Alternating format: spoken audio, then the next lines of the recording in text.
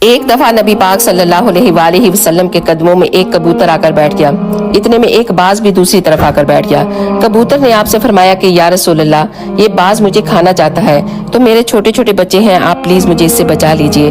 آپ نے باز کو دیکھا اور فرمایا اس کبوتر کو چھوڑ دو۔ تو باز بولا یا رسول اللہ، اگر میں اس کو چھوڑ دوں گا تو میرے بچے بھوکے مر جائیں گے۔ اس پر آپ نے فرمایا اگر یہ بات ہے تو میری ٹانگ سے گوشت کو اتار لو اور اپنے بچوں کو کھلا دو، مگر اسے چھوڑ دو۔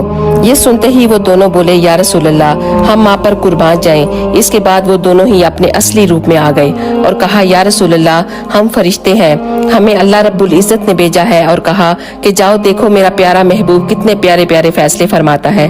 سبحان اللہ، قربان جاؤں میں اپنے پیارے نبی صلی اللہ علیہ وآلہ وسلم پر۔ تعریف جس کی خود میرا رب کرے، اس نور کا نام ہی محمد مصطفیٰ صلی اللہ علیہ وآلہ وسلم ہے۔ اگر ویڈیو اچھی لگی ہے تو پلیز ایک دفعہ ضرور شیئر کیجیے گا۔ جزاک اللہ۔